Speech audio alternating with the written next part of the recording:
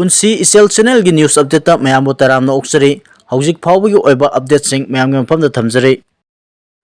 mamangda amukta thengnakhidriba miyambu manaba mityeng yengba ngamba state asida anauba lenga ama leiragani haina wangoi SC gi MLA Kuraijam Lokena phongdokhroi mamangda leiramba lenga aduna resign tawkhiba ado matik chadre haina tawkhibani mamangda amukta thengnakhidriba miyambu manaba mityeng yengba ngamba state asida anauba lenga ama leiragani haina wangoi SC gi MLA Kuraijam Lokena phongdokhroi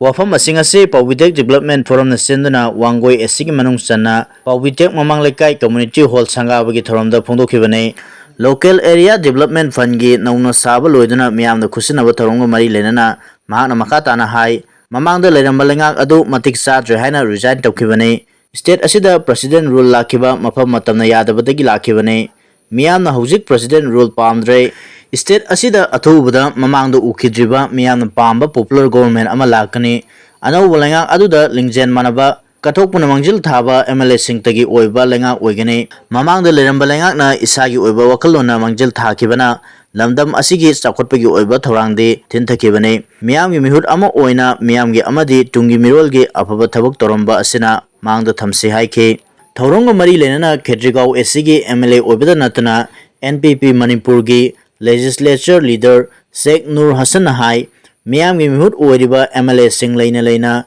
lengak sema ngamdaba asi leibak asigi democracy da maring marang hanba ama oire state asida stability hanjilakpaga iroinana athubada NDA na lusik malenga ama lakani haina phongdokhrei kumja 2023 gi May 3 dagi hauduna state asida thokiba irang aduna maram oiraga hana leramba state government resign tawduna sahi asigi February 12 dagi hauduna president rule chanarakpa tha taru enjilakle state asida leriba governor council central government amadi tongan ba CSO singa punna honabadagi state asida tapna stability ama lakpa ngamla hana phongdokhi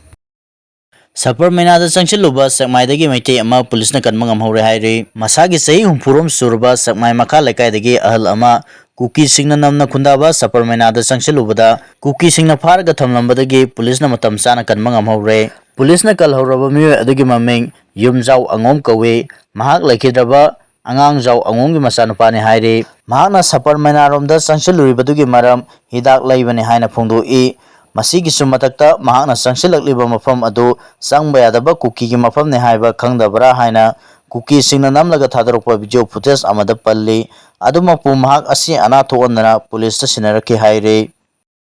mongba hanba khubamda khurumba changbada ayat apan piribasi yengsinbiyo haina laningthau mongba hanba thogolloki maikidigi phongdorokle puari gi latamda laisem nungsengaidigi hauna tengman mamapuna Kangleipung mayol haina mingthon biramba ngasina Manipur haina khangnariba iramdam asida hongphodraba khubamlan kya laibagi manungda kwaidigi maru oiba laningthau mongba hanba simari umanglen haina Kangleipuya pudin kya da maisau purel kyana puya gilasanda thambiramba mongba hanbagi khubam changbada apanba piribase aikoi masel nungsi sanana khana sena yaudana asumba well atabi ama phangnaba akang ai singna mityeng changbiduna YNBO haina Laningthau mongba hanba thogol lupna thadrokpa serol amada phongdorokle serol asina makha taraduna hai thajabana lining amagi thawai yaibirelni thoromna lining amagi hakchangni khubomna lining amagi maruni mongba hanba umangi mayaida usinbung hairiba mafam asida asol anasing mapangal kangkhanaba amadi wakal lausing matauna maring jen hapiu haiduna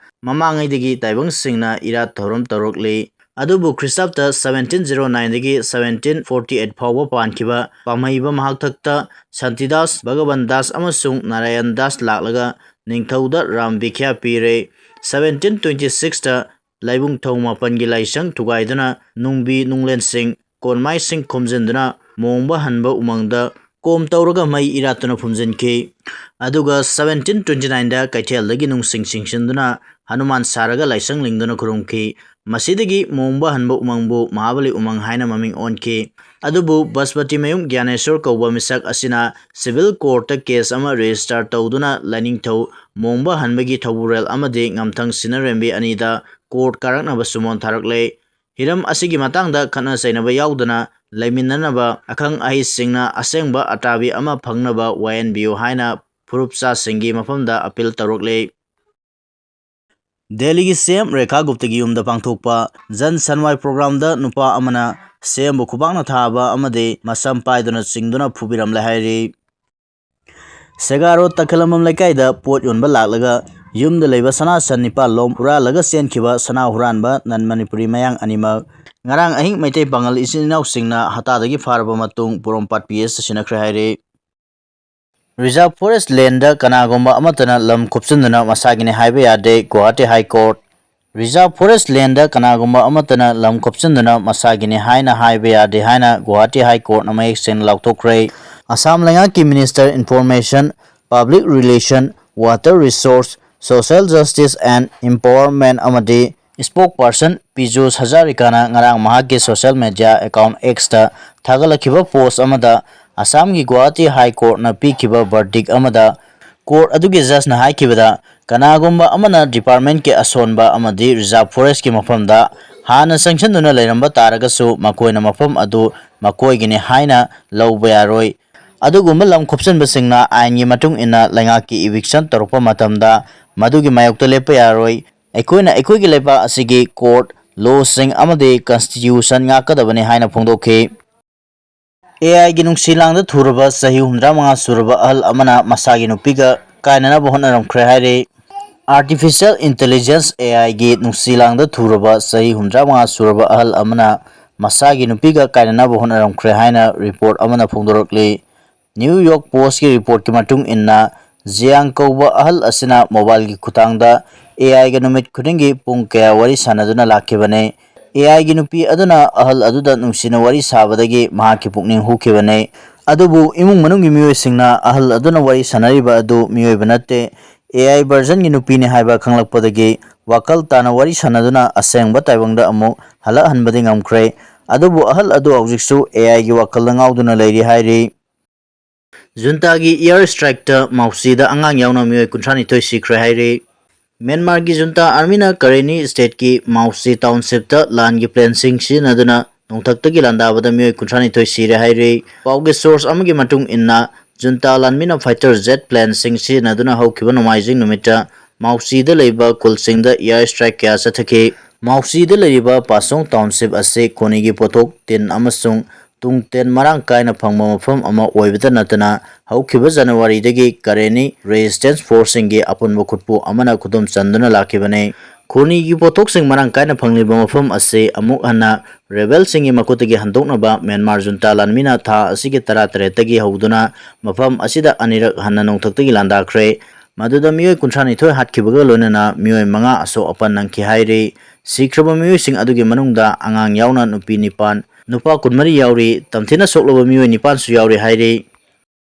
party dagi senkraba miyoy singni KCP party dagi misam oikraba miyoy kharana marana gi oina khutpu semduna lukkimingda miyam dagi senkhai thumkhai chathare haibagi pau phangle miyam makal amatagi tengmang pibigano haina lona tingkraba lalolo kanglaipak communist party na phongdorakle lalolup asigi information and publicity member in charge S mangalna khuyek piduna ngasi thadorokiba cherol amada Jiribam district ki police station na konba modbungdagi khumanthem singlai atupaming umakanta care of khumanthem ongbi event pisak Bisnupur district ki ningthokong mayai lekai dagi Pukhrambam Tomthin atupaming nauton sahi kunmanga apokpa P Bokul Chandra amasung Imphal West District ki Wangoi Police Station na konba Irom Maizrao mayai lekai dagi Sobem Firepa atopaming Bargel sahi kunumdoi apokpa S Birchandra hariba miyoy ahum ase matam kharagi mamangda party thadokhtuna senkraba michel ngaktani maram aduna hariba miyoy sing asina Kanglaipak Communist Party KCP amasung masigi lanmi sanglup miyamgi phingang lanmi